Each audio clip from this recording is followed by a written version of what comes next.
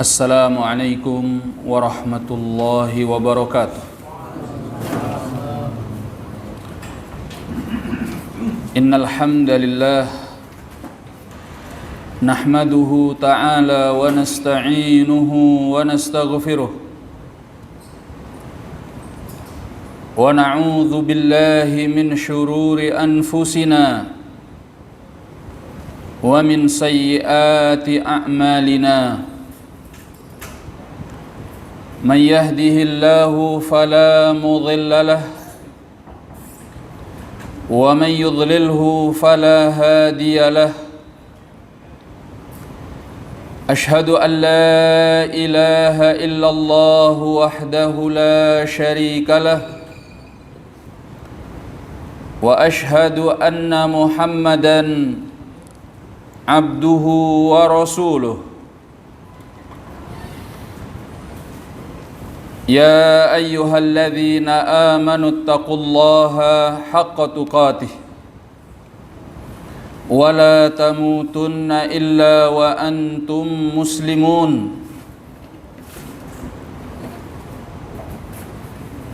يا أيها الذين آمنوا اتقوا الله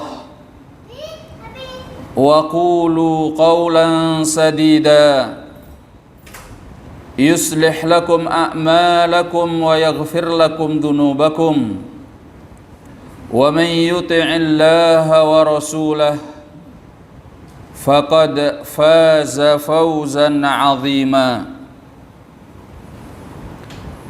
إخواني الكرام أعزني الله وإياكم. Alhamdulillah, tak henti-hentinya selalu kita panjatkan segala puji dan syukur kehadirat Allah Tabaraka wa Ta'ala yang telah melimpahkan sekian banyak nikmatnya dan juga karunia-Nya kepada kita semua. Di antara nikmatnya adalah kesehatan, kekuatan, bahkan kehidupan. Namun yang paling berharga adalah nikmat keimanan dan keislaman. Semoga Allah Tabaraka wa Ta'ala menghidupkan dan juga mewafatkan kita di dalam keduanya. Kemudian selawat dan salam senantiasa tercurahkan kepada Nabi besar kita Nabi Muhammad sallallahu alaihi wasallam dan juga kepada keluarganya, sahabatnya, serta siapapun yang mau mengikuti sunnahnya sampai datangnya hari kiamat kelak. Para jemaah sekalian rahimani wa rahimakumullah, sebagaimana biasanya pada pekan yang kedua, hari Ahad setelah maghrib, kita akan membaca ringkasan dari Riyadhus Shalihin yang diringkas oleh Dr. Ahmad bin Uthman Al-Mazyad hafizahullah dari Riyadhus Shalihin karya Al-Imam An-Nawawi rahimahullahu ta'ala. Hadis yang berikutnya yaitu hadis yang ketiga,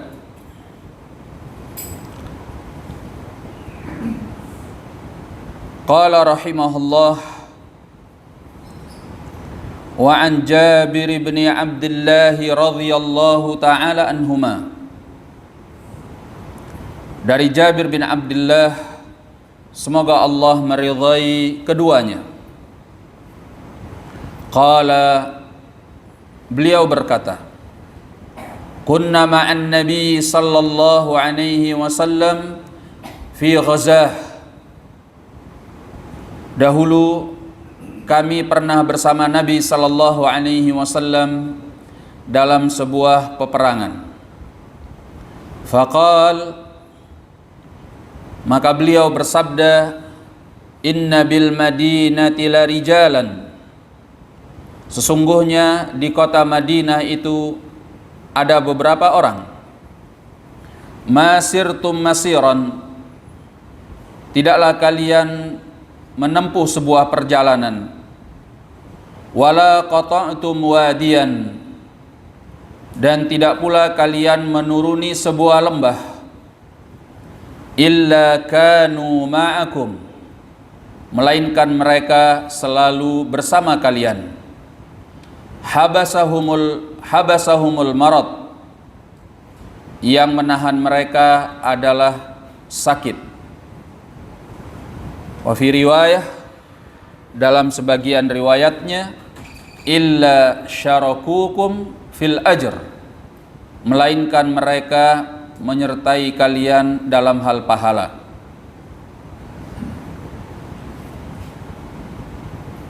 Hadis yang ada di hadapan kita adalah hadis yang sahih, dikeluarkan oleh Al-Imam Muslim di dalam sahihnya. Hadis ini menunjukkan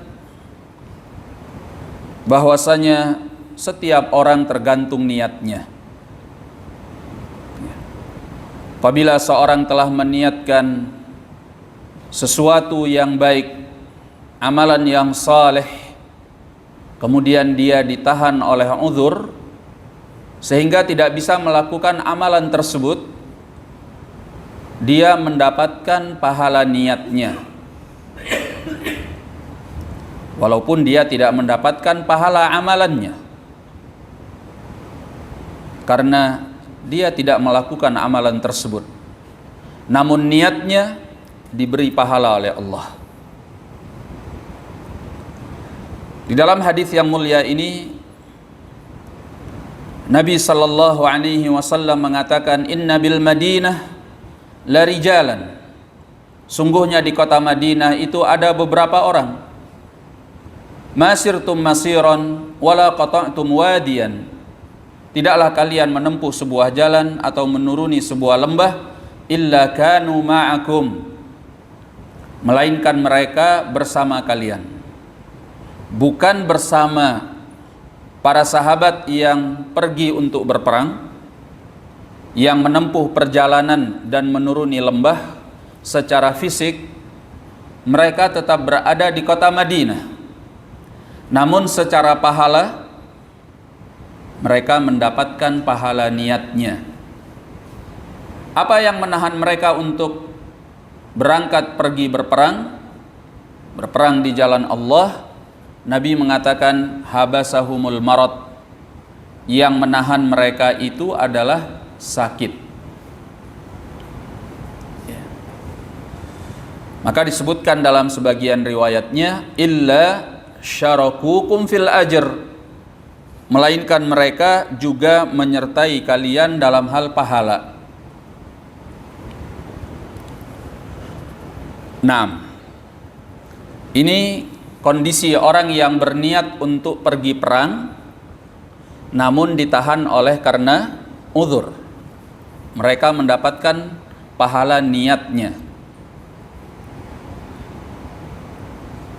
Ini satu kondisi. Kondisi yang kedua, orang yang biasa melakukan amalan-amalan saleh,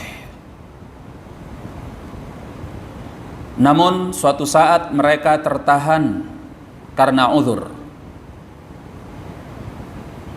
Maka orang yang terbiasa dengan amalan-amalan saleh tersebut mendapatkan pahala amalannya walaupun dia tidak melakukannya.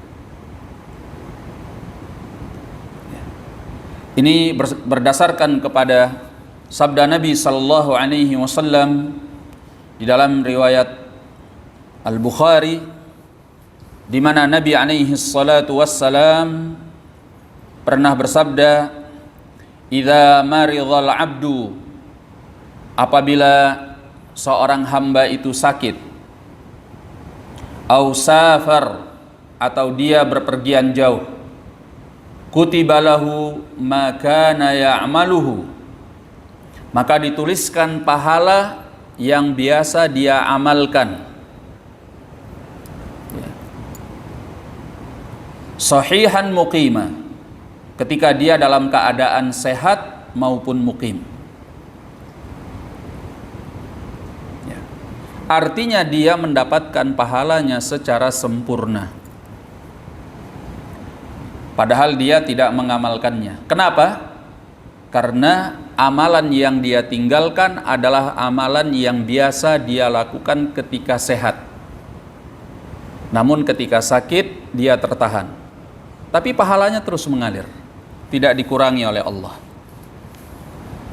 Demikian pula orang yang musafir, dia meninggalkan amalan yang biasa dia lakukan ketika dia muqim, karena dia dalam keadaan musafir, tapi pahalanya terus mengalir secara sempurna, tidak dikurangi oleh Allah. Ya, sebagai contoh, seorang yang di waktu sehat terbiasa datang ke masjid melaksanakan sholatul jamaah. Ya, dia tidak pernah meninggalkan sholat jamaahnya di waktu sehat. Subuh, zuhur, maghrib, asar, subuh, zuhur, asar, maghrib, dan juga isya. Ya. Setiap hari seperti itu. Datang suatu waktu di mana dia jatuh sakit,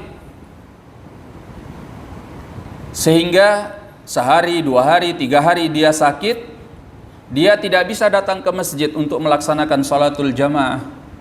Dia hanya bisa sholat sendirian di rumahnya min ajlil marad, karena dia sedang sakit. Tapi pahalanya tetap 27 derajat kali lipat, sebab pahala sholat jamaahnya dia dapatkan dan tidak dikurangi oleh Allah. Kenapa? Karena dia terbiasa melaksanakan sholat jamaah di waktu sehat. Ya. Beda halnya orang yang sholat jamaahnya cuma sekali-kali waktu. Kadang sholat jamaah, kadang di rumah, kadang iya, kadang enggak. Kalau dia sakit, maka dia tidak mendapatkan pahala sholat jamaah, karena sholat jamaah itu bukan kebiasaan dia.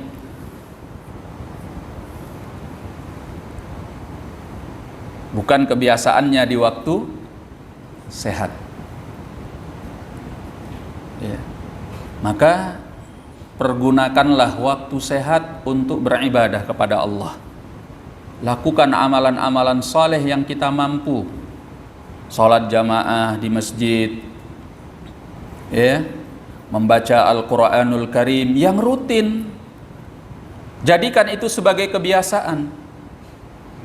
Zikir kepada Allah pagi dan petang, sholat malam, puasa sunnah Senin Kemis atau 3 hari di pertengahan bulan dari bulan-bulan Hijriyah, dan amalan-amalan yang lain jadikan sebagai kebiasaan mumpung sehat. Ketika datang waktu sakit, maka pahalanya tidak akan dikurangi oleh Allah Subhanahu wa ta'ala, walaupun kita tidak melakukannya. Ya. Begitu pula orang yang melakukan amalan-amalan soleh itu di waktu muda. Ya, perbanyak amalan-amalan soleh, seperti yang tadi telah disebutkan, termasuk ikut pengajian. Ikut pengajian ini kan pahalanya besar.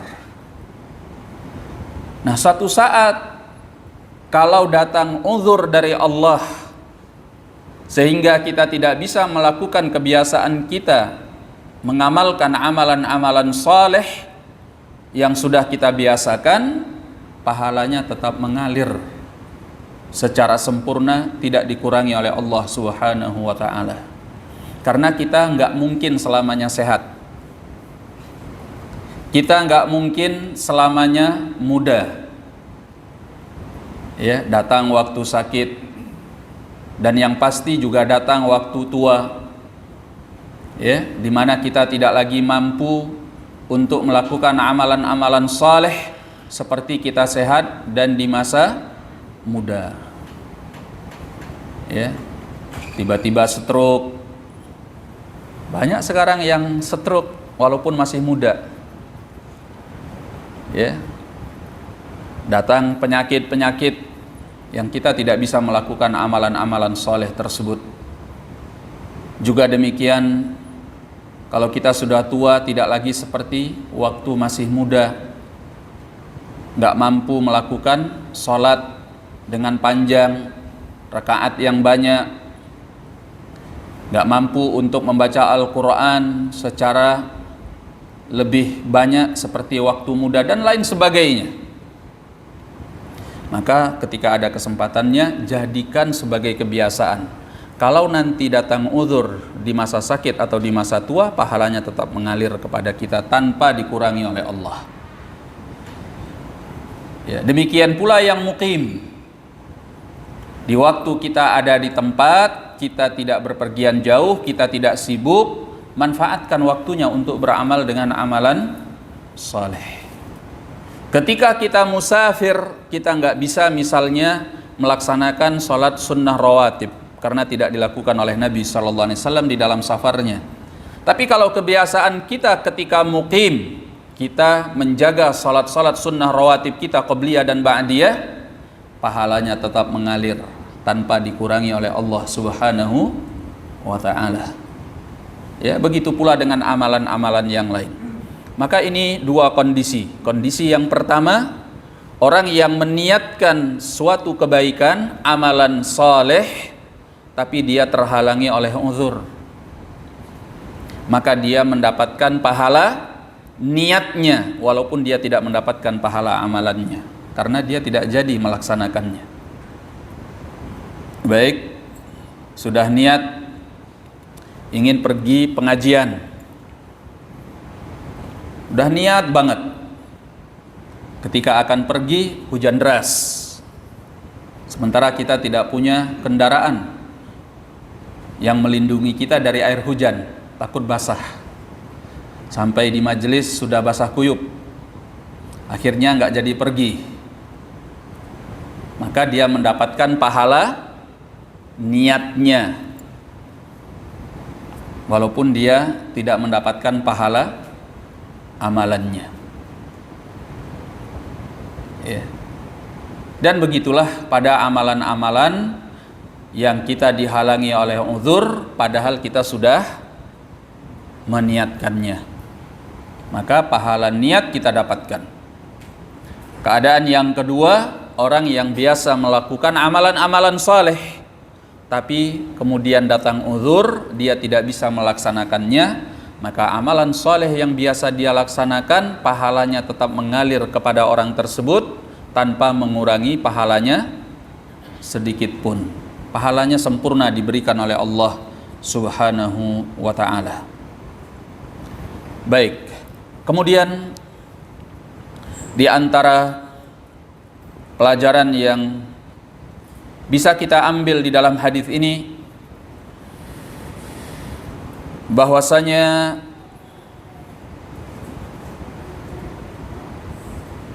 orang-orang yang keluar dari rumahnya untuk berjuang di jalan Allah mempunyai pahala yang besar di sisi Allah Tabaraka wa Ta'ala. Keluar dari rumah untuk berjuang di jalan Allah, yang paling puncak amalannya adalah keluar dari rumah untuk jihad fi sabilillah. Ya. Dan orang yang keluar dari rumahnya untuk jihad fi sabilillah, jihad itu bisa dilakukan dengan senjata dan juga bisa dilakukan dengan ilmu. Mana yang lebih mulia? Jihad dengan senjata atau jihad dengan ilmu? Dengan senjata atau dengan ilmu? Dengan ilmu. Apa alasannya? Argumennya apa?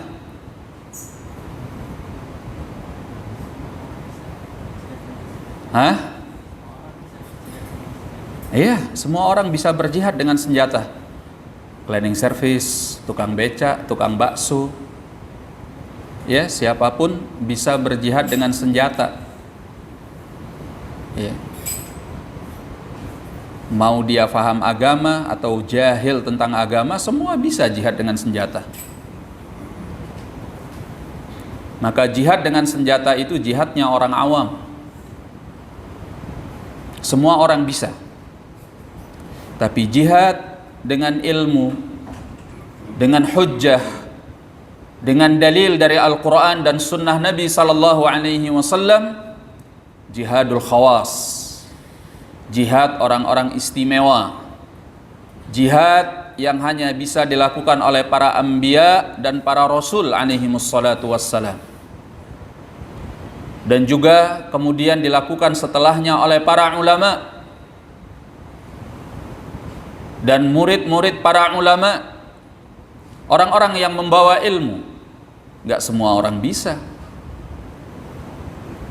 Ya.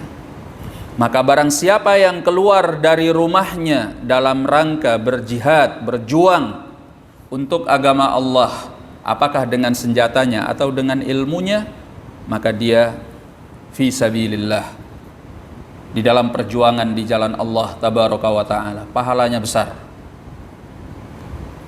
Man kharaja min baitihi wa huwa yatlubul ilm fa huwa fi sabilillah hatta yarji'.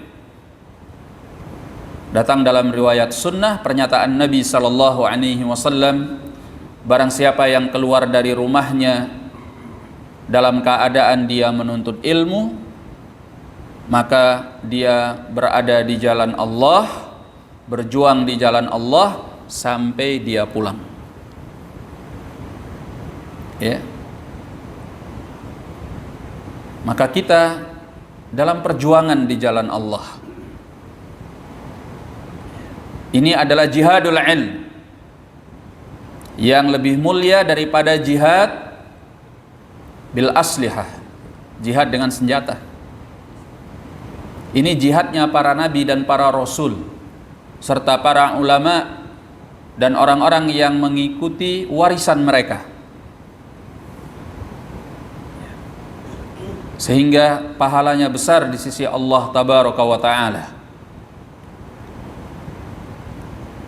Nah, dan di antara pelajaran hadis yang mulia ini, hadis ini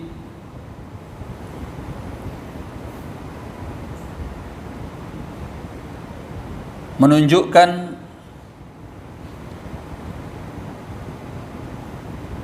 bahwasanya barang siapa yang keluar di jalan Allah tabaraka wa ta'ala, maka hendaknya dia bersabar di atas jalan Allah tabaraka wa ta'ala. Kenapa demikian?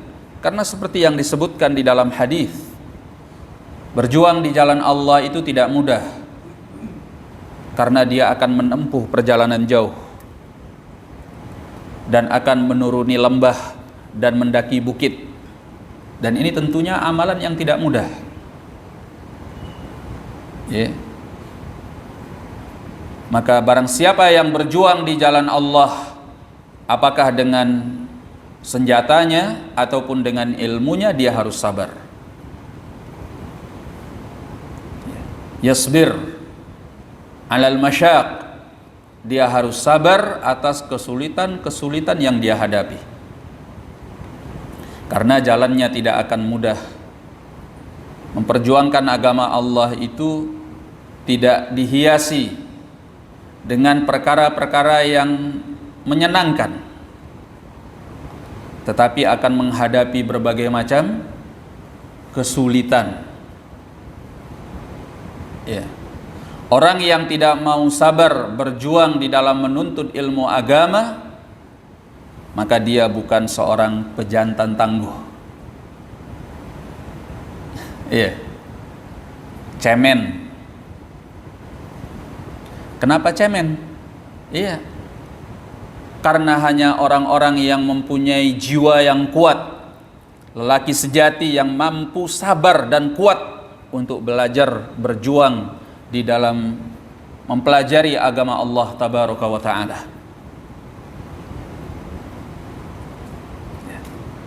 Oleh sebab itulah dahulu guru kami yang mulia Syekhuna al-Allamah Muhaddithul Yaman Syekh Muqbil bin Hadi al-Wadi'i rahimahullah menyatakan bahwa tidak ada yang sabar mempelajari ilmu, terutama ilmu hadis, illa dzukurur rijal. Tidak ada yang sabar mempelajari ilmu, terutama ilmu hadis, melainkan pejantan-pejantan dari kalangan kaum lelaki. Artinya yang tidak sabar adalah banci-banci yang ada di tengah-tengah kaum lelaki. Karena perjuangan ilmu ini jauh lebih berat daripada perjuangan dengan senjata. Perjuangan dengan senjata semua orang bisa, tapi yang sabar duduk untuk mempelajari ilmu, apalagi bertahun-tahun, itu hanya segelintir di antara manusia. Ya. Kalau ilmu dunia mungkin banyak yang mau mempelajarinya, ya. Karena dia ingin meraih kesenangan-kesenangan dunia sesuai dengan hawa nafsunya. Tapi agama hanya segelintir orang, sebab pahalanya disimpan oleh Allah di akhirat kelak. Sekarang nggak kelihatan. Ya. Maka di antara para ulama itu ada yang sampai bangkrut menjual hartanya untuk belajar ilmu agama. Ya. Karena memang tidak mudah perjuangannya, butuh kesabaran yang besar. Bahkan ada yang mati di tengah padang pasir ketika dia sedang berjalan untuk mencari ilmu hadis. Dia kehabisan bekal di tengah padang pasir sana sehingga wafat.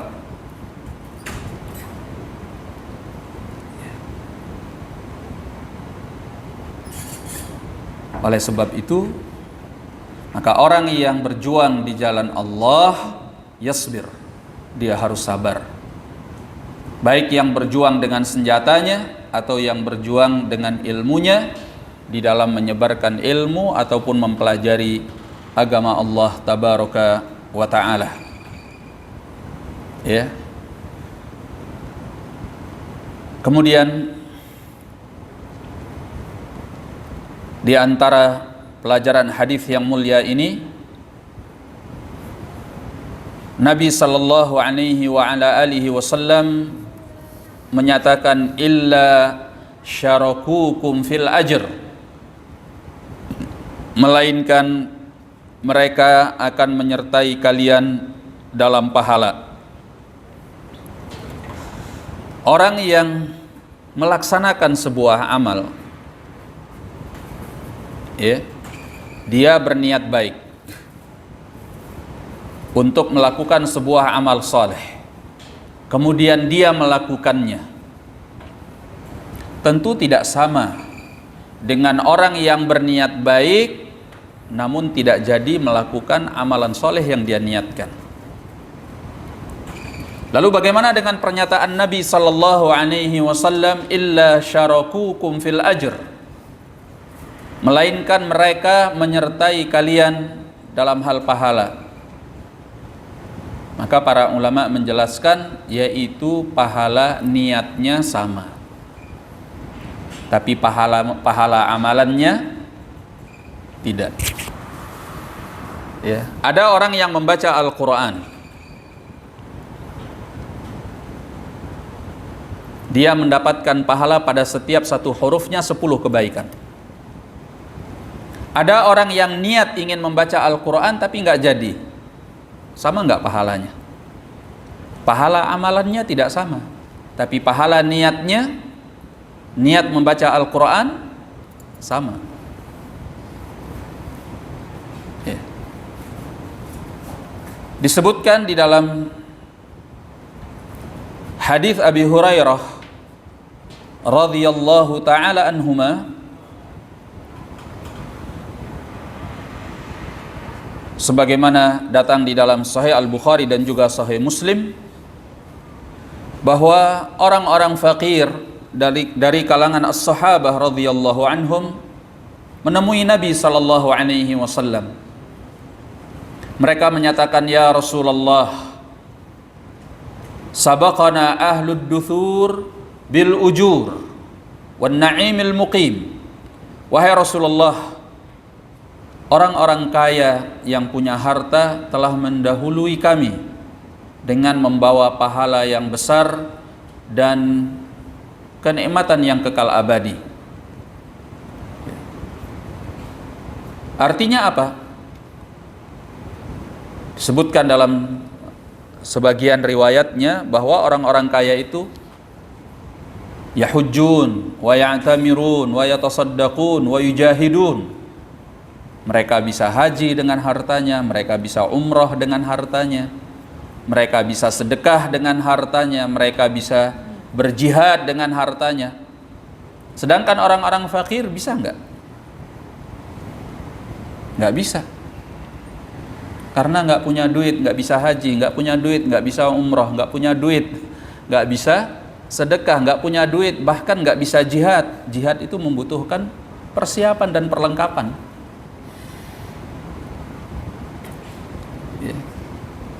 Maka ini yang dikeluhkan oleh para sahabat yang miskin. Mereka orang-orang kaya itu, ya Rasulullah, sudah memborong pahala dengan harta-harta mereka. Zahaba ahlud duthur bil ujur. Ya. Maka Nabi sallallahu alaihi wasallam mengatakan kepada orang-orang miskin dari kalangan as-sahabah ini, "Ala ukhbirukum, maukah aku beritakan kepada kalian bisyai'in, sesuatu, idza fa'altumuh, apabila kalian melakukannya, adraktum man sabaqakum, kalian akan menggapai pahala orang-orang yang telah mendahului kalian tersebut. Walam yudrikkum ahadun, namun tidak ada seorang pun yang bisa menyamai kalian, illa man amila mithla ma amiltum, kecuali orang yang mengamalkan seperti apa yang kalian amalkan." Ya, kalian juga bisa mengumpulkan pahala yang banyak sehingga kalian bisa menyusul orang-orang kaya yang telah mendahului kalian dengan pahala-pahala mereka. Bahkan tidak ada seorang pun yang bisa menyamai pahala kalian kecuali kalau orang itu mengamalkan apa yang kalian amalkan. Maka para sahabat ini mengatakan, "Bala ya Rasulullah." Maka Nabi sallallahu alaihi wasallam mengajarkan, "Tusabbihun wa tukabbirun wa tahmadun dubura kulli salatin thalathan wa thalathin." Maka Nabi sallallahu alaihi wasallam mengajarkan kepada mereka, hendaklah kalian bertasbih, ya, bertahmid, bertakbir pada setiap selesai salat 33 kali. Tasbih 33 kali, ya, subhanallah, subhanallah, subhanallah 33 kali. Kemudian bertahmid, alhamdulillah, alhamdulillah, alhamdulillah 33 kali. Kemudian bertakbir, Allahu akbar, Allahu akbar, Allahu akbar 33 kali. Ya, salasan wa thalathin, ya, 33 kali dubura kulli shalah, setelah setiap selesai salat. Nah, ini kalian akan mencapai pahala mereka. Artinya pahala amalan itu dilakukan dengan amalan, gak bisa hanya dengan niat. Kalau hanya niat tapi tidak jadi mengamalkan, ya dapat pahala niat, bukan pahala amalan. Ya. Maka kalau kalian ingin menyusul pahala amalan-amalan orang-orang kaya yang mereka capai dengan hartanya, amalkan ini. Ya. Maka kalau selesai sholat itu ojo kesusu. Selesai sholat ngacir kayak orang kebelit. Ya, main pergi aja. Belum lagi ngelangkahi orang-orang yang ada di belakangnya. Sholat itu ya mbok tenang. Setelah selesai sholat ya zikir, tasbih 33 kali, ya bertahmid 33 kali, bertakbir 33 kali. Kan banyak zikir yang akan dibaca yang diajarkan oleh Nabi sallallahu alaihi wasallam. Udahlah nggak punya harta, ya, atau dalam bahasa kerennya kere, tapi juga nggak mau zikir. Nah ini kan parah. Kalau nggak punya harta itu ya rajin zikir. Haji nggak bisa, nggak ada duitnya, ya kan? Umroh juga nggak bisa, nggak ada duitnya. Sedekah juga nggak bisa, nggak ada duitnya. Ya kalaupun ada duitnya masih mikir kebutuhan yang lain daripada disedekahkan. Ya kalau gitu perbanyak zikir, terutama zikir setelah sholat yang diajarkan oleh Nabi sallallahu alaihi wasallam, biar pahalanya itu banyak. Ya. Ini yang diajarkan oleh Nabi sallallahu alaihi wasallam kepada orang-orang miskin di kalangan as-sahabah. Nah, ajibnya dalam kisah ini, ketika sahabat-sahabat yang ahlud duthur, al-aghniya, orang-orang kaya tersebut mendengarkan hadis ini, mereka mengamalkan seperti amalan orang-orang miskin tadi. Ya, fa fa'alu mithla ma fa'alu, disebutkan demikian dalam riwayatnya. Akhirnya orang-orang miskin ini kembali menemui Rasulullah sallallahu alaihi wasallam dan mereka mengatakan, ya Rasulullah, sami'a ikhwanuna ahlud duthur bima fa'alna fa fa'alu mithlah. Wahai Rasulullah, orang-orang kaya itu mendengarkan apa yang kami amalkan ini, maka mereka melakukan seperti yang kami amalkan. Ya. Mereka kepingin jangan sampai orang-orang kaya ini ya menyamai pahala mereka. Udahlah kalian sibuk aja dengan haji, umroh, sedekah, jihad gitu kan. Ternyata kan ini tidak dikhususkan bagi orang-orang miskin, semuanya bisa mengamalkan. Ya. Maka Nabi sallallahu alaihi wasallam menyatakan, dzalika fadlullah yu'tihi man yasha. Itu memang sudah kemuliaan Allah yang Allah turunkan kepada siapa yang Allah kehendaki. Ya kalau sudah begitu nggak bisa dibatasi. Ya wis. Ya perbanyak aja zikir yang diajarkan oleh Nabi sallallahu alaihi wasallam. Hadis yang mulia ini menunjukkan betapa para sahabat itu berlomba-lomba dalam urusan akhirat. Bukan berlomba-lomba dalam urusan dunia. Ya, kita sekarang saling cemburu antara yang miskin dengan yang kaya karena apa? Karena urusan akhirat. Tidak, karena kesenjangan sosial. Yang ini makan enak, yang ini enggak. Yang ini bisa motoran, yang ini enggak. Yang ini bisa pergi liburan, yang ini enggak. Yang dicemburui hanya masalah-masalah kesenjangan sosial, urusan-urusan dunia.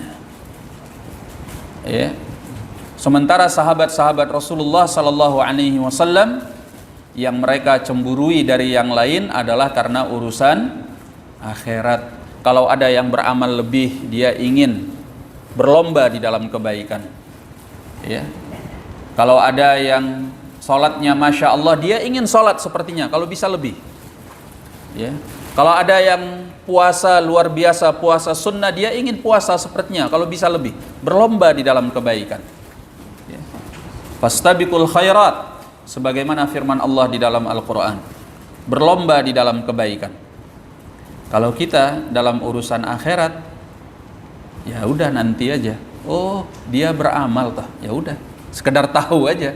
Tidak ingin berlomba di dalam kebaikan. Tapi kalau urusan dunia, jangan sampai kalah.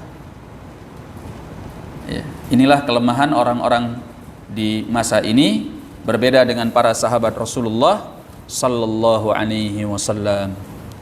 Baik, kita berpindah kepada hadis yang berikutnya.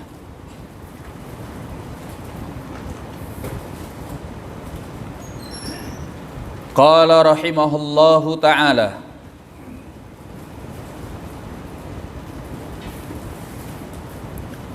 Wa an Abi Hurairah radhiyallahu anhu, dari Abi Hurairah radhiyallahu anhu,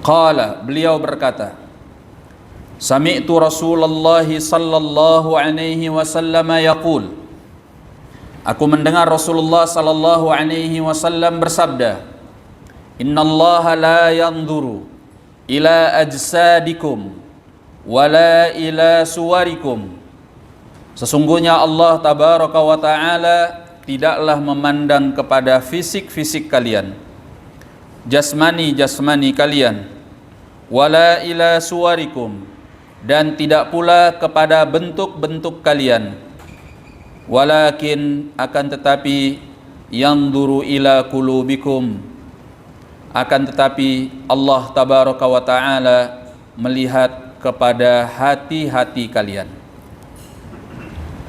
Ada yang bilang gini, Ustadz, yang penting kan hatinya, walaupun amalannya tidak seberapa, sehingga ada yang berpenampilan preman tapi kan hatinya hati ustadz gitu.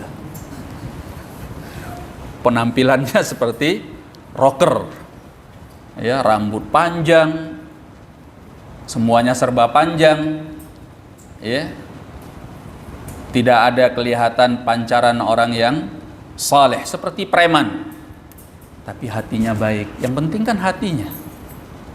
Benar nggak itu? Benar atau salah? Salah. Itu salah.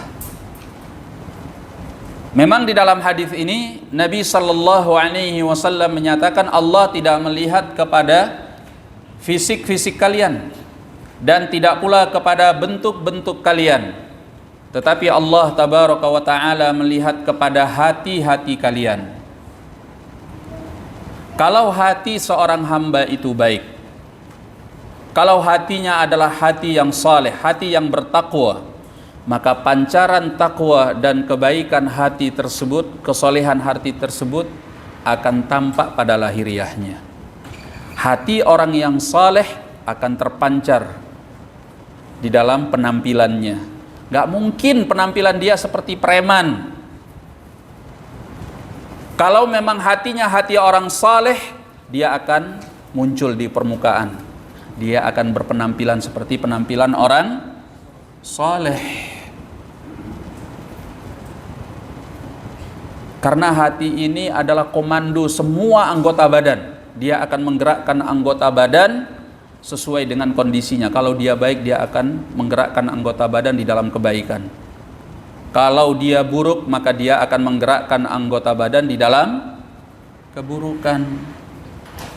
Maka kalau hatinya adalah hati orang saleh, terpancar di dalam lahiriahnya penampilan orang saleh. Dia pakai serban, dia pakai kupluk, pakai jubah, atau pakai kuku, pakai penampilan orang saleh, orang yang taat kepada Allah Subhanahu wa ta'ala. Iya, karena hatinya akan menggerakkan dia untuk menampakkan kesolehan tersebut. Karena hati ini akan menggerakkan anggota badan yang lain. Dia pelihara jenggotnya, dia pendekkan kumisnya, kan gitu. Iya. Kemudian dia berpakaian dengan pakaian orang-orang takwa, pakaian Islami. Ya, walaupun nggak jubahan ya gamisan, kalaupun nggak gamisan ya dia kokoan pakai sarung, atau penampilan orang-orang saleh lah. Nggak mungkin dia berpenampilan seperti preman, rocker, ya, yang tidak menunjukkan kesalehan. Jadi kalau memang hatinya baik, maka lahiriahnya akan baik. Dan tampilan lahiriah yang baik umumnya menunjukkan hati yang baik. Nah, lalu apa yang dimaksud oleh hadis ini? Hadis ini menunjukkan kepada kita bahwa penampilan lahiriah itu bukan pokok dari penilaian Allah Subhanahu wa taala. Gerakan-gerakan fisik di dalam kita melaksanakan ibadah, bukan di situ letak kemuliaannya. Itu hanya sebagai bukti dari apa yang ada di dalam hati. Tapi penilaian Allah terhadap apa yang ada di dalam hati. Makanya seperti yang sering kita contohkan, ada dua orang yang melaksanakan sholat, ya, sama-sama berjamaah di belakang seorang imam, ya, gerakannya sama, bacaannya sama, imamnya bahkan sama, tapi pahalanya sama enggak? Belum tentu. Yang satu dinyatakan fi raudhatin min riyadhil jannah, yang satu berada di salah satu taman dari taman-taman surga di dalam sholatnya, karena saking khusyuknya dia di dalam berkomunikasi dengan Allah. Sementara yang satu karena kelalaiannya, kelengahannya, dan jauh hatinya dari Allah di dalam sholat tersebut, sampai dinyatakan huwa fi hufratin min hufarin nar, dia berada di dalam salah satu lubang dari lubang-lubang api neraka Allah. Padahal ini sebelahan sholatnya, safnya rapet,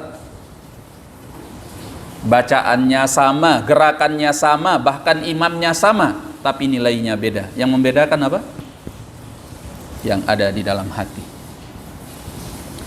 Maka kalau kita ingin memperbaiki keislaman dan keimanan kita, jangan hanya fokus kepada gerakan-gerakan fisik dan penampilan lahiriah. Karena yang paling pokok adalah keyakinan hatinya. Sudah masuk waktu. Taib. Kita berhenti dulu karena masuk waktu Isya. Kita dengarkan azan, kita lanjutkan ba'dal azan qabla shalah. Wallahu a'lam bissawab. Al-muadzin yu'adzin.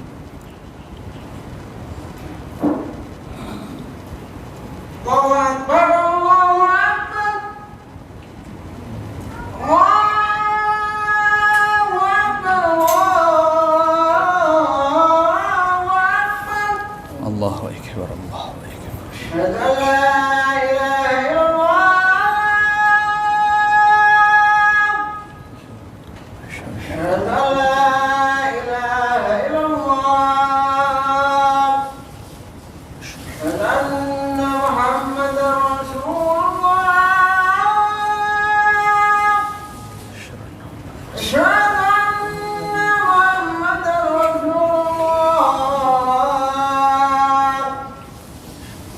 Hayya 'alas shalah. Hayya 'alas shalah.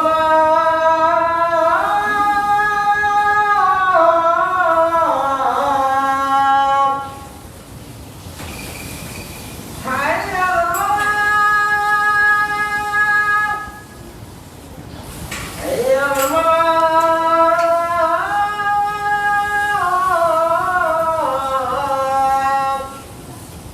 Allahu Akbar, Allahu Akbar. Allahu akbar. La ilaha illallah. La ilaha illallah.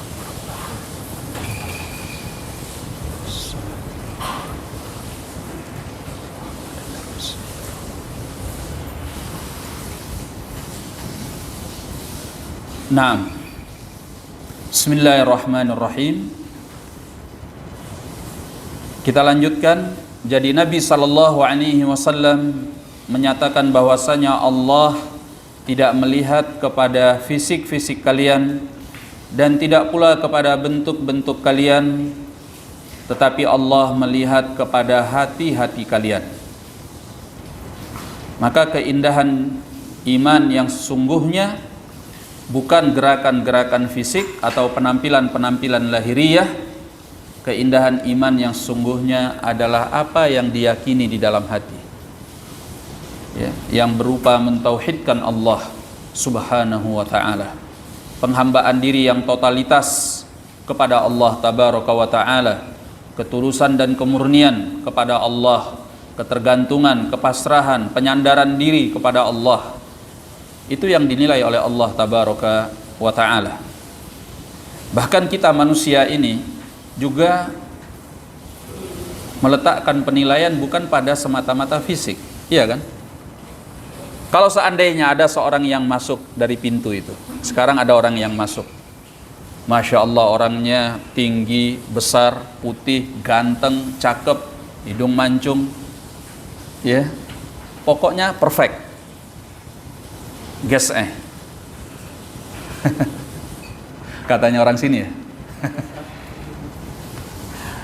Masya Allah. Tapi begitu masuk, dia menunjukkan perilaku yang enggak banget, ya, teriak-teriak, kemudian menyakiti orang lain, omongannya kasar, ya, kemudian tidak menghormati orang lain, tidak peduli kepada sesama dan lain sebagainya. Antum suka nggak sama dia? Apakah antum kagum sama orang yang fisiknya ganteng luar biasa, tapi akhlaknya seperti itu? Enggak kan? Ya. Maka manusia akan membencinya. Untuk apa kegantengan fisik kalau hatinya buruk? Atau bahasa kerennya hatinya brengsek. Nah. Namun kalau orangnya sederhana, enggak juga ganteng, bahkan cenderung ya bisa dibilang jelek lah gitu, tapi orangnya sopan, tutur katanya sopan, kalimat-kalimatnya lemah lembut, ya, baik banget sama orang dan menyenangkan orangnya. Kira-kira bagaimana dengan orang yang seperti ini? Apakah manusia melihat fisiknya? Tidak. Semua orang akan senang kepada dia. Apalagi kalau dia mempunyai ilmu agama yang luar biasa.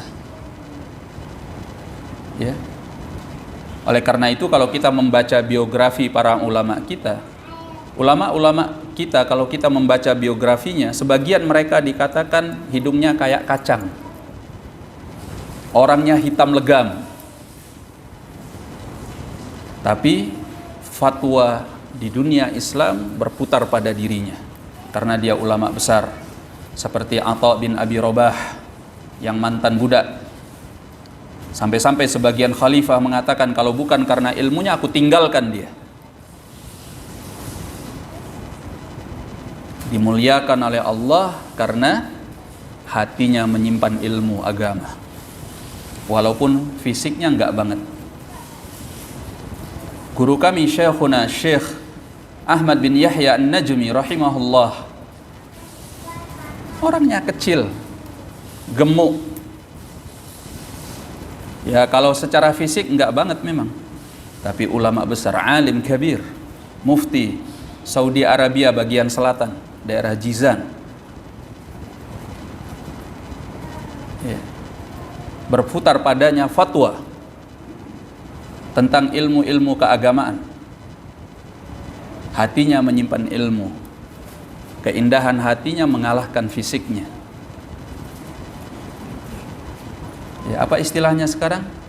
Inner beauty. Iya kan? Inner beauty namanya. Keindahan apa? Keindahan dari dalam, dari hati. Ini yang disebut dengan inner beauty, keindahan iman, ilmu, akhlak. Allah melihat kepada hati kalian, bukan kepada fisik kalian. Maka yang dinilai oleh Allah Tabaraka wa Ta'ala apa yang tersimpan di dalam hati, bukan apa yang ditampilkan pada amalan lahiriah semata. Bukan berarti nggak penting. Ya, jangan salah paham. Sebagian orang ya salah paham kayak tadi.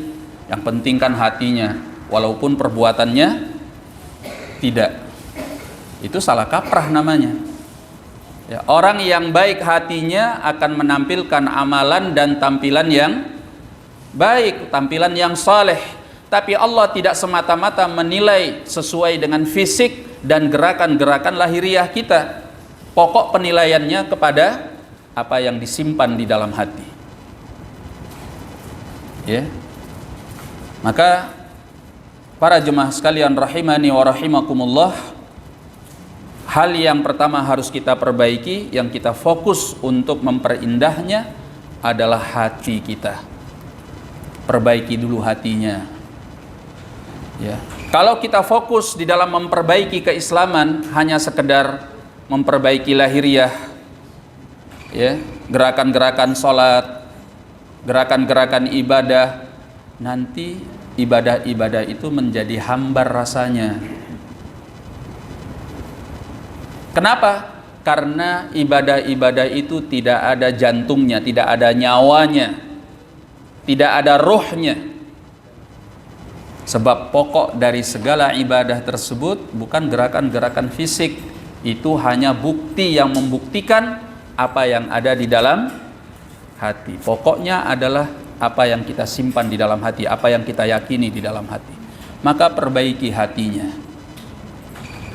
Ya, kalau kita sudah memperbaiki hati, akidahnya dibenarkan, tauhidnya dibenarkan, amalan-amalan fisik itu mudah semua, nggak ada yang sulit. Ya, sehingga kita sholat itu dengan enjoy, kita puasa dengan enjoy, kita melakukan ibadah-ibadah yang besar, bahkan berjuang di jalan Allah, mengorbankan nyawa, sebagaimana yang dilakukan oleh as-sahabah, perkara yang dicintai, menjadi hal yang diinginkan. Bagaimana seorang bisa gugur di jalan Allah Subhanahu wa ta'ala. Coba kalau hatinya nggak dibenerin, ya, baru mendengar kalimat jihad sudah lari terbirit-birit, antipati, teroris lah, inilah itulah. Walaupun kita tidak membenarkan ya tindakan-tindakan terorisme, karena itu bukan dari Islam.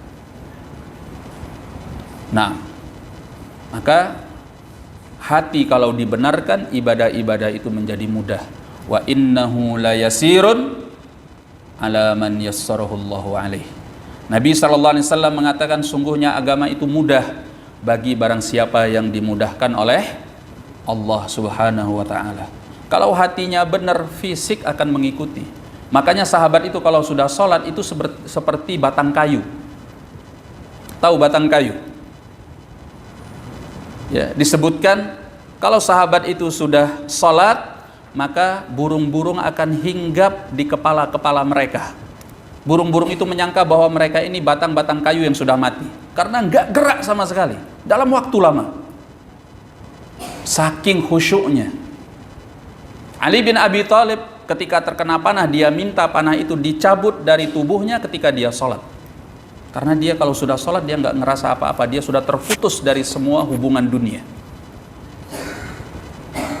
Kok bisa sampai segitunya? Iya, sahabat, keimanannya luar biasa, hatinya itu memang sudah menyimpan akidah-akidah yang luar biasa, tauhid kepada Allah Tabaraka wa Ta'ala.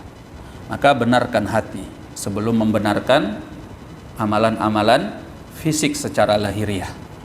Wallahu a'lam bishawab. Mungkin ini yang bisa kita pelajari pada kesempatan kali ini. Billahi taufiq. Assalamualaikum warahmatullahi wabarakatuh.